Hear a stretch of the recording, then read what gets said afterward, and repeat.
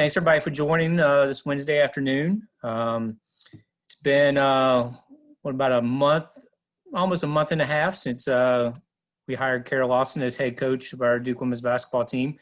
Kara, I'll kind of let you take over, and if you want to just kind of talk about maybe the first month and a half or so of the job, then we'll go here into questions. Sure. Thanks, Lindy. Our group, the last couple of weeks, we've been able to get all of our staff on campus, which has been a lot of fun, have some staff meetings. And obviously they were working remotely, coming from 3 different schools.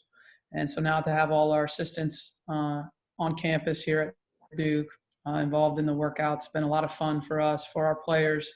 As Lindy mentioned, we started on-court workouts last week. So we're in the middle of the second week of on-court workouts.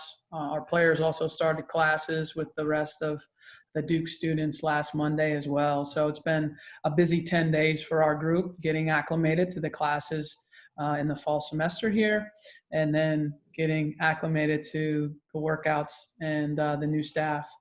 So it's been a lot of newness for our players, and I think they've handled it really well. All right. For those that have questions, you can raise your hand or put it in the chat. Why don't we first go to Graham Hayes with ESPN.com. Hi, Kara. Thanks for doing this. Just curious, as somebody who's been in a bubble with the NBA, just if you think there are ways that strategy could be used in college basketball, whether it's for a part of a season or a postseason or the whole season, just are there ways that could apply to college basketball? I hadn't really thought of that. I think the bubble for the NBA, I think worked is working because of the small number of teams. So I think the challenge would be in college basketball to have it be a small number of teams if you were going to do it. The other challenge is these are in college basketball, they're in class, they have academic requirements. Some of them, depending on the school, are in person, some are not. I think that could present some logistical challenges too, unless you were doing it when they weren't in school, or you had a group of schools that didn't have to be in person. But if you were going to do a bubble, when you look at the quarantine and then you look at the length of time that the players would need to be in the bubble, you'd have to look at how you would get around, I wouldn't say get around, but how you would be able to accommodate the academic piece for the college athletes. And then obviously there's a lot more teams in college than there are in the NBA, and both women's college and men's college. So that would be that could be a challenge. Maybe postseason. It's a shorter period of time and there's a smaller number of teams. So that might be an opportunity to do something like that. I appreciate it. Thanks. Mm-hmm. All right, we'll go next to Chris Clark with WNTM.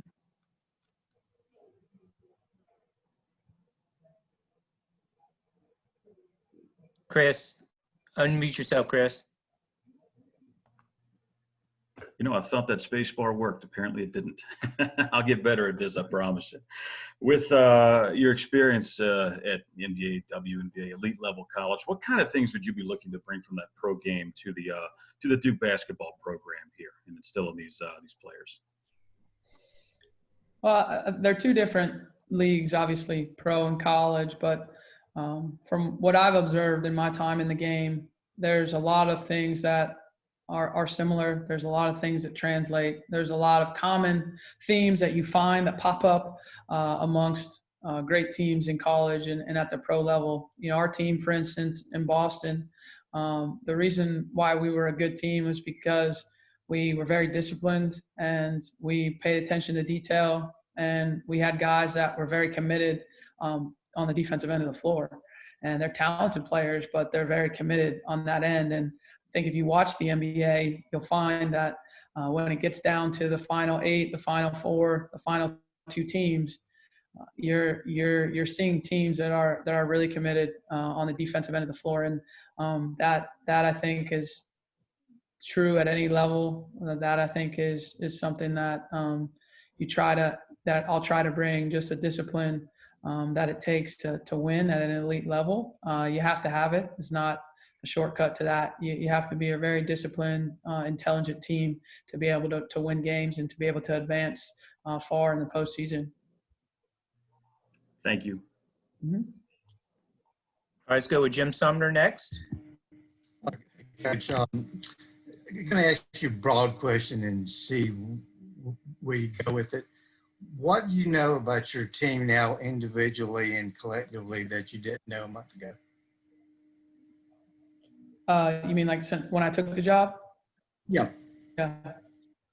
Well, I didn't know them as people when I took the job, and one of my main priorities since taking the job has been to get to know our players.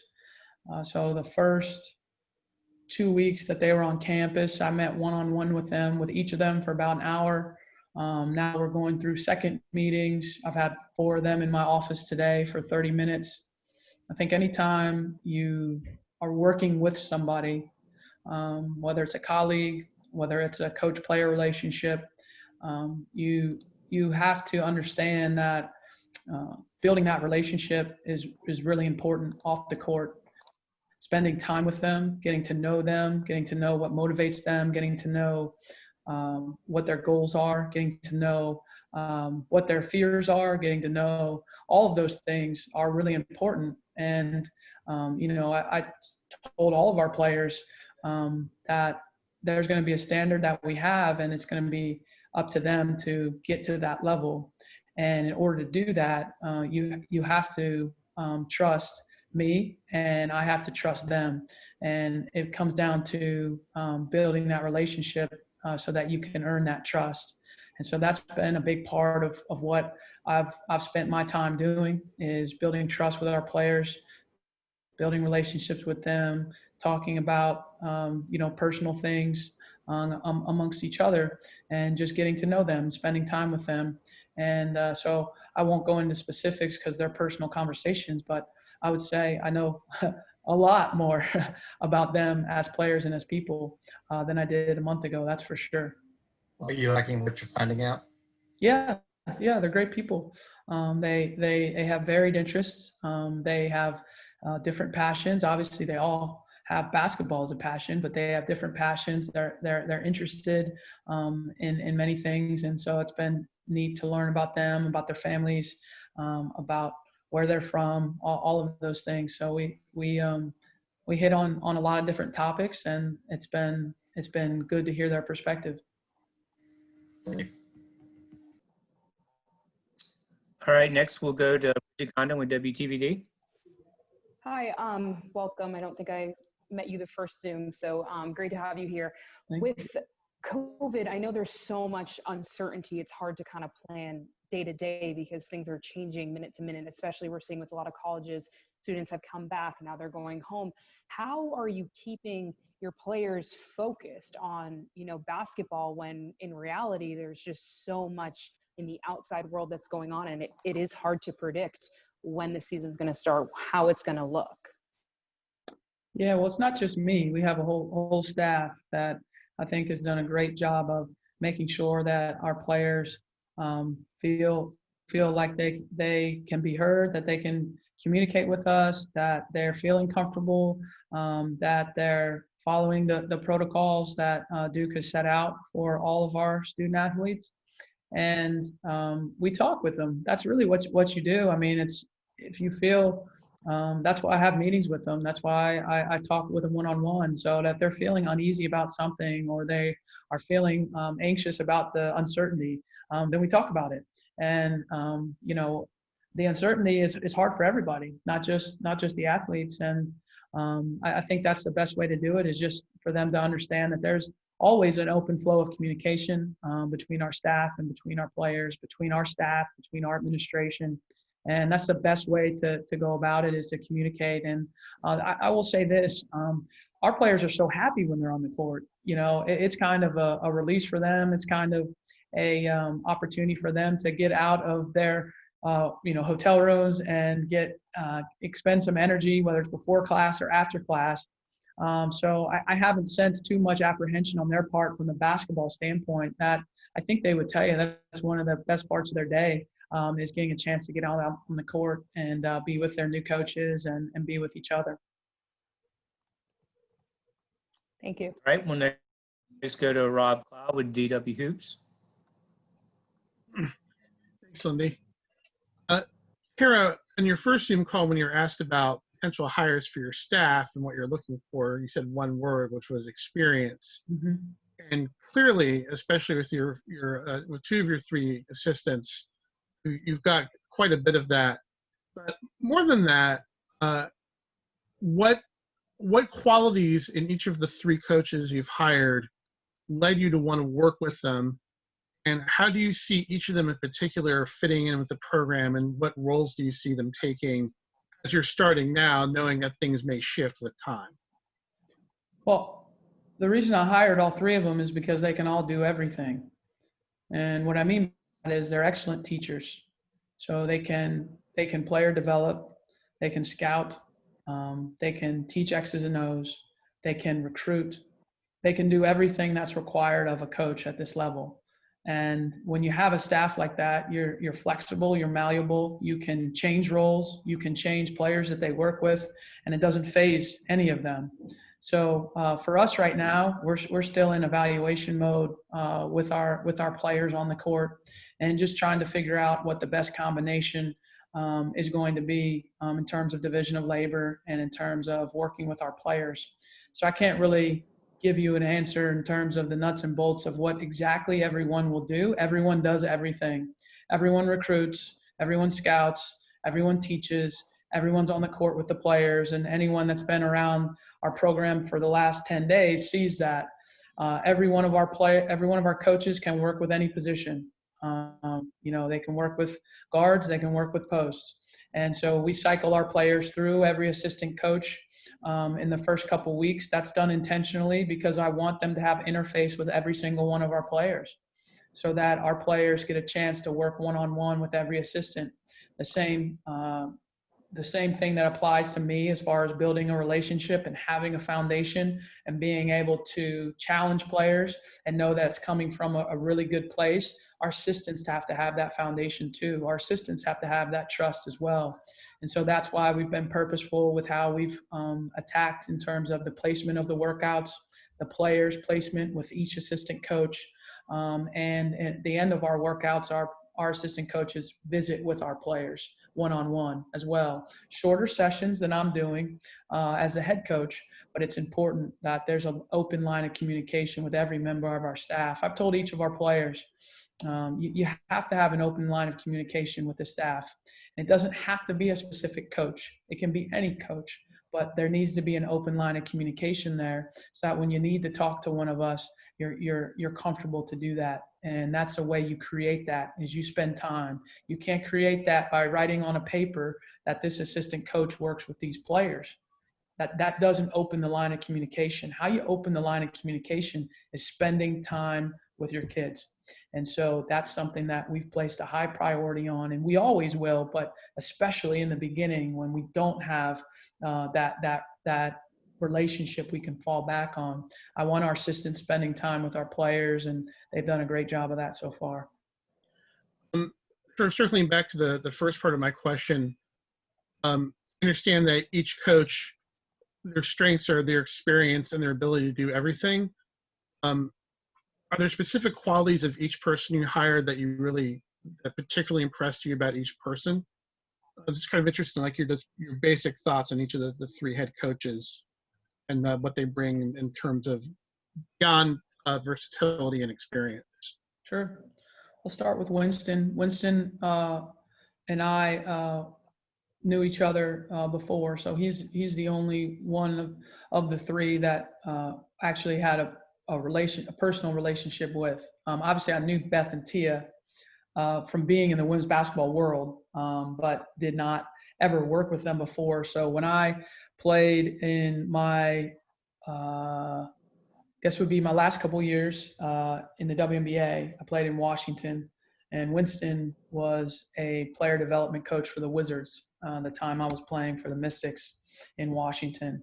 And so I got an opportunity to watch him work there. And he actually would play with us sometimes too in practice. I got an opportunity to watch him and get to know him. And he was a bright young coach and a really that had a specialty for player development. And he went on in his career and was in Washington with the Wizards for 3 years, and then went on to Rice for 3 years, spent last year as the associate head coach there. And so he is somebody that will be a head coach, I believe, very soon. And, I don't know that I would say, all those things I said about all three of them are true of Winston, right? He's excellent in player development. He's excellent communicator. He's excellent recruiting. He's got a great sense of humor, a great personality. And so he's a perfect fit for what we want to build here at Duke. Tia is somebody that's been at Duke before, and that was something that was appealing to me, understanding how things work here, understanding already having relationships with many of people here on staff and within the university, somebody that has been a part of two of the most successful years in Duke history, Duke women's basketball history, and then somebody that has head coaching experience, somebody that has been at high-level programs in multiple conferences, and certainly somebody that was in the ACC most recently and knows the conference very well. Same thing, outstanding communicator, outstanding teacher, can develop players, does a great job in recruiting, and lends that lens of having run her own program before, something that's very valuable for me as a first-time head coach. Beth Cunningham, been a head coach before, been at an elite institution, academic institution like Notre Dame, and certainly has great experience being an associate head coach there and getting a chance to work with top players. Excellent teacher, excellent communicator, excellent X's and O's, excellent recruiter. So I'm sounding like I'm saying the same things over and over, but all that is true about all three of our assistants. And I didn't want to, again, it's a personal preference. I didn't want to have one person that recruited, one person that scouted, one person that did that. I really wanted to have a staff of people that could do it all. And then they're able to, showcase that in our players. You're able to put any number of players with them, and you know that it's going to be taken care of in a professional way. And I feel the same way about any task that I give to any three of our assistants. I don't worry about it. I don't have to worry about it. And that's a very valuable thing to have as a head coach, to know that when you assign something, it's going to be done in a professional way, and it's going to be done well. And so I have great peace of mind. I'm sleeping well now. We haven't started playing games, but I'm sleeping well at night, knowing that I have those three taking care of a lot of things for us. Thank you. Great. So we'll next go to Charles Hallman of the Minnesota Spokesman Recorder. Good afternoon, Coach. Hello. Two questions, one a basketball question and one a non-basketball question. Basketball question is, what has been a pleasant surprise for you now that you have become a head coach, and what was some things that you have still trying to adjust to as being a head coach? My non-basketball question is talking to your players about social justice issue, especially what recently happened a couple of nights ago, how those discussions are going at this time. I'll start with the basketball question. The adjustment, I would say, is just all of the things that come with being a college coach. I'm obviously coming from the professional level. I spent most of my career at the professional level, whether it was playing and coaching and being around it.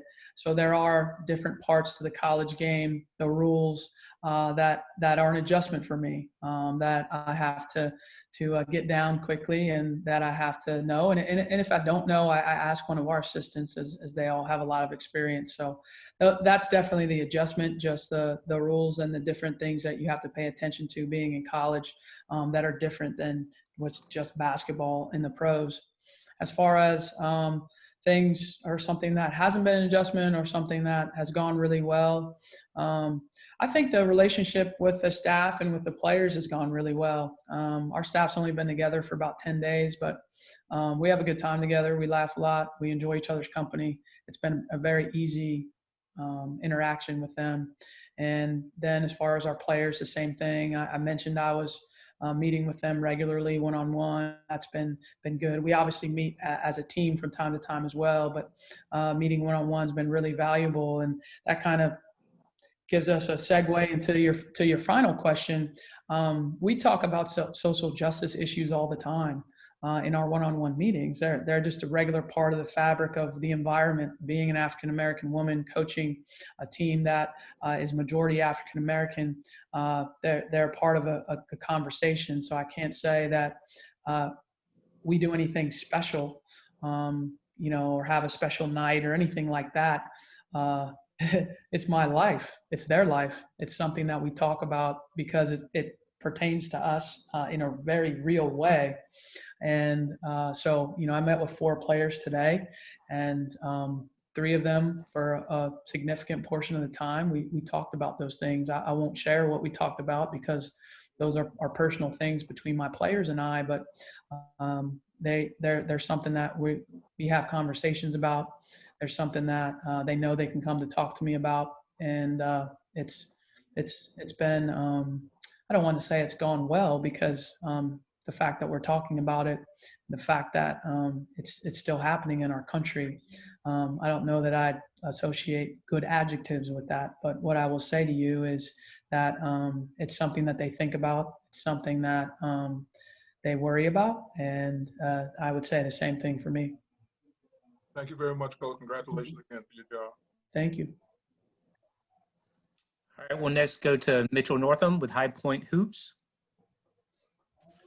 Hey, Coach. Yeah, thanks for having me. I was just wondering, you mentioned you're in the second week of on-court practices and that sort of thing. Michaela Boykman strikes me as someone who could probably, have the ball in her hands a lot this season and do a lot of good things, kind of take the reins from Kyra Lambert and Haley Gorecki last year. What have your, sort of initial impressions of her been so far? Yeah, I really enjoy getting to know Michaela. She's somebody that has a lot of varied interests and somebody that is really coming into her own as a young woman. And she's somebody that is going to be an important piece for us. I look at our upperclassmen, as a lot of coaches do, as pivotal pieces for us. They don't have experience in our system, but they have experience as college players. And certainly when you look at Michaela, somebody that is returning, that has significant experience and has produced at the ACC level for us. So, yeah, she's going to be an important part of our team. She's doing a great job. She's working hard. And, we're still in, I don't want to misrepresent what we're doing with the workouts. We're in one-on-one workouts right now. So assistant coach works with a player. There's only so much you can do with that, right? You're not doing competitive in terms of versus another player. It's an opportunity for them to work on their skills. And so that's what they're all doing, and they're doing a great job of it. All right, we'll next go to Peter Kortrumpus from the Triangle Sports Network. Coach, question regarding team and program culture. You've alluded to some points in some other discussions and how you want your program to be. You've got your coaches in place. What's going to be the signature or your vision of a signature as part of what the culture of Duke basketball is on campus and for those coming onto campus as recruits and eventual players? What kind of message are you going to be sending out or intend to send out? Well, I don't know that it will send a message out. I think your culture is really what you do every day, right? It's who you are. And we're a relationship culture. That's what we are. We want our players to feel comfortable. We want our players to know that they're cared for, know that we support them. So what I do every day is I meet with our players, and what our assistants do every day is we meet with our players. And so that, I think, comes through when you come here and you get a chance to see how we approach things on a day-to-day basis. And you talk to our players. As far as on the court, a competitive, disciplined, mentally tough team is what I would say. Just as a follow-up, obviously there's a lot of movement, transfer portal in the women's game as much as the men's game.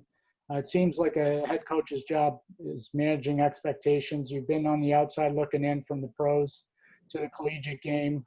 You're going to have those players coming out of high school looking to try and get to the next level and have some kind of aspiration. How do you manage that with players coming in and or even your current players of where they want to go next professionally and or just with their career and life in general? Manage, you mean their desire to go pro? Correct. Yeah. If they just want to see, is Duke going to get me to the WNBA sooner than, or that's my goal, my objective. And, if it doesn't fit, then all of a sudden you get into a situation a year or two down the road, you got more players transferring. Some programs fall into a gap that way if maybe the messaging is not consistent.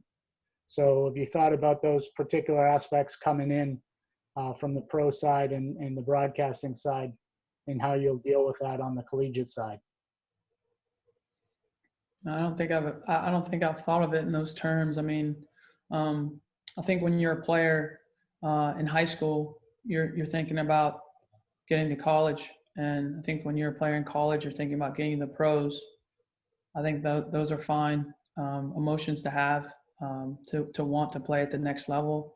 I don't think it deters from what you're doing now. In fact, in a lot of ways, I think it helps it because you're working towards something. There's an urgency about improvement. There's an urgency about being disciplined. There's an urgency about wanting to complete your total game. I want to coach players that want to be pros. To me, that's a player that's got goals and a player that is not afraid to work for them, is not afraid to be coached hard. So, I haven't thought about it in the way. I mean, I am new to college. I haven't thought about it in that way. I've just having been a player that was in high school and wanted to play in college, and having been a player that was in college and wanted to play in the WNBA. I thought it worked to my advantage to have those desires and to have those dreams. Thanks, Coach. Mm-hmm.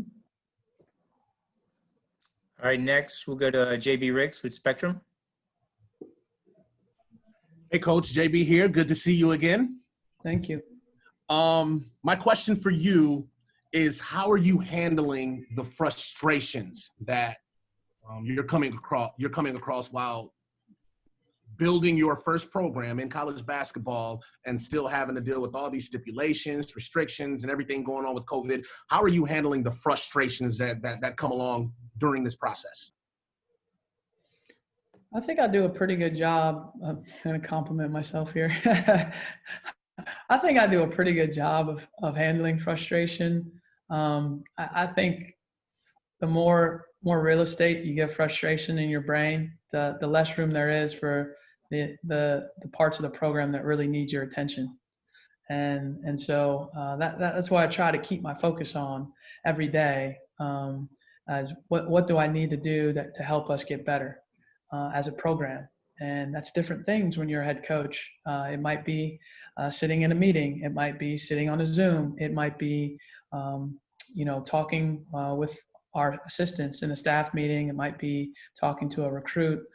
There's so many things that come across, your desk as a head coach of a program. And I think any minute that I waste being frustrated is a minute that could have been spent on getting the program, improving the program and getting it where it needs to be. And so I'm not saying it doesn't happen to me, JB, but I try to move through it real quick because there's a lot to do, and I need to stay busy doing those productive things.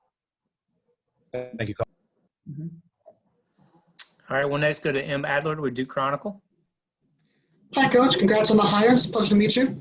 Thank you. Just a couple questions. First, you mentioned that Boykin doesn't have experience in your system. Can can you clarify or describe anything about what you want your system to be? And just then the next one would just be how have Sarah and Vanessa been acclimating to the team? Yeah, it's Sarah, just for clarification, Okay, pronunciation. sorry. That's okay. So I would say any when you're changing systems, and I don't know if that's the right word to use, but when you're changing teams, and I had a lot of experience with this in the WNBA. I played for a few different teams. What something as simple as a ball screen coverage is called differently. There's a different name for it, and so every action, every significant action on a basketball court, offensively or defensively, has a name and what you call it. And so what you're having to do is you're having to program the players to call an action a different name, and they can't just identify it. They have to identify it very quickly, and then they have to adjust with what they're supposed to do in that action.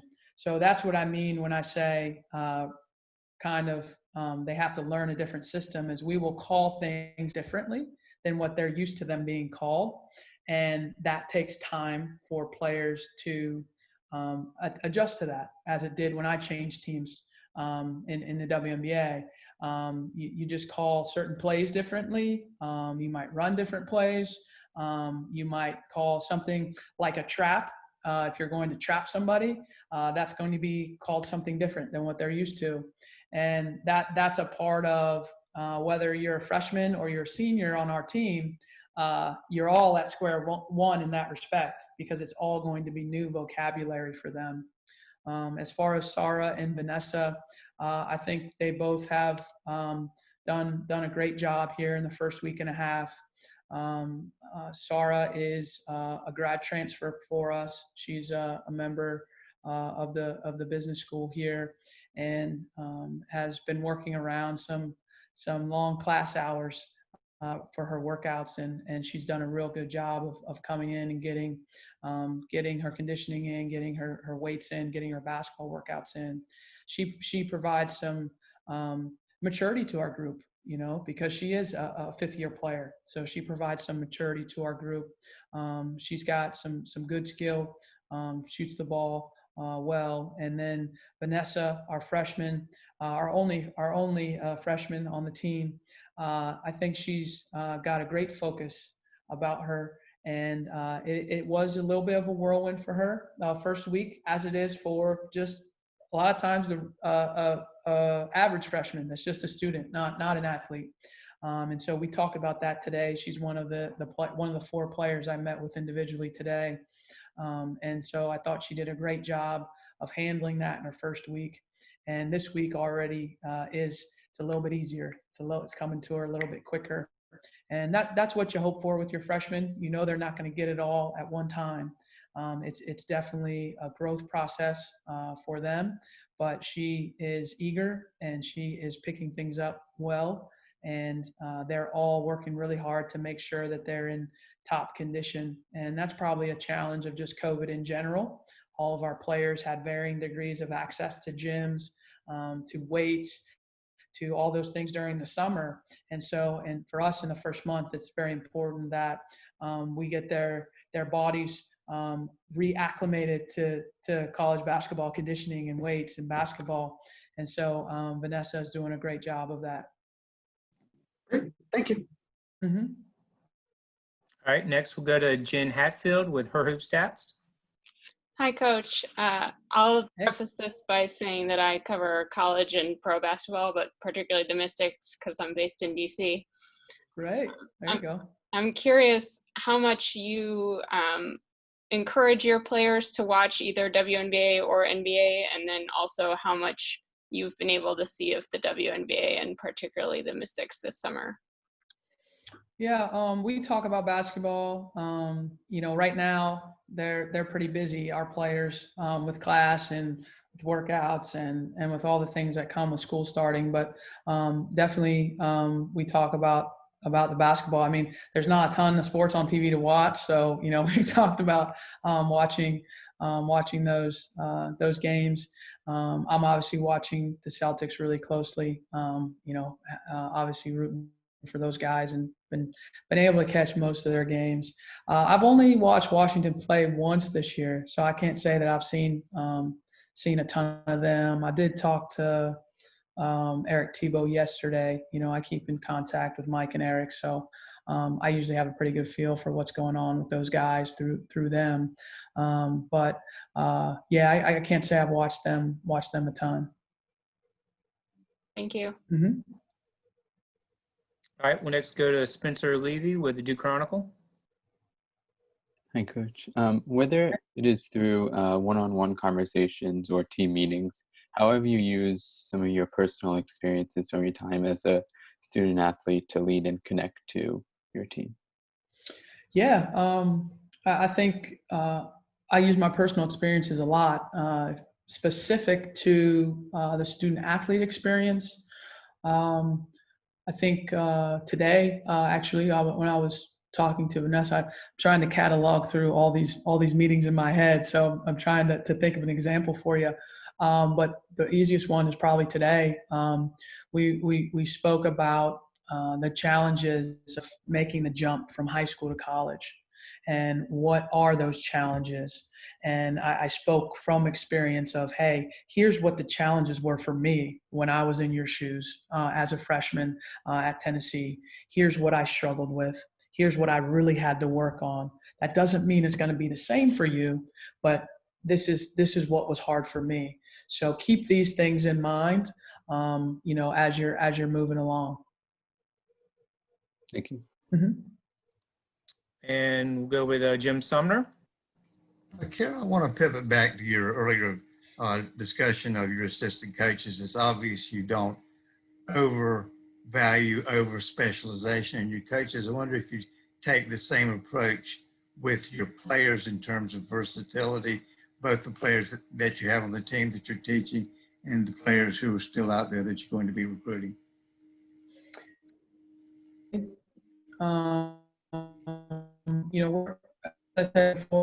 We're still in the process of kind of evaluating our players' workouts with them. I watch them on film, but now when you get to see them on the court, you get a chance to see kind of what they can do.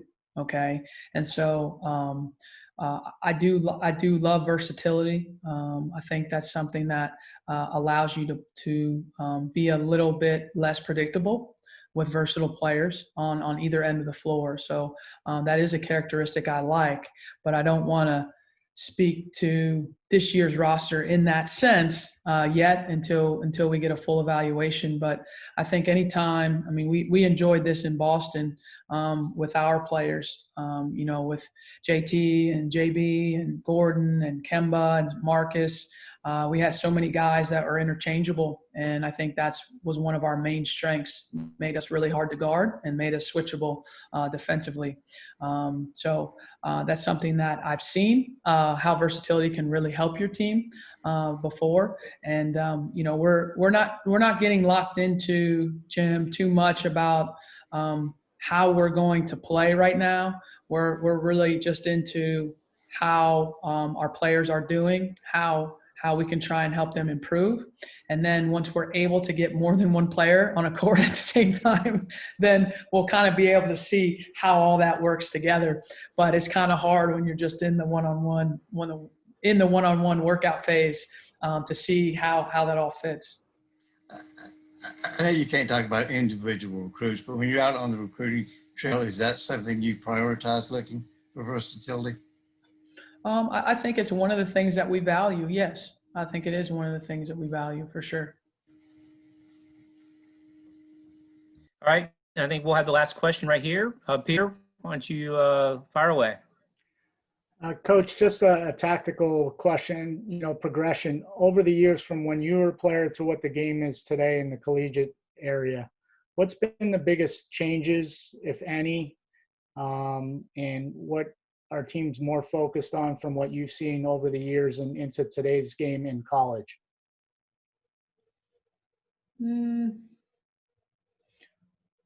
I mean, there's more of an emphasis on the 3-point shot is probably the biggest change. You know, the spacing and you know, the number of attempts of threes. I think that's probably all levels of basketball, right? Just with the analytics. So I would say that's probably been the bigger change. And then you know, that and then combined with the taking out the physicality on the defensive end. So like certain touches being fouls, whereas they weren't fouls before. So I would probably say those two things are the biggest changes. Okay, thanks. Mm-hmm. All right, Kara, thanks so much for your time. Appreciate everybody joining. And if anybody needs anything, just reach out, and look forward to seeing everybody hopefully in person at some point very soon.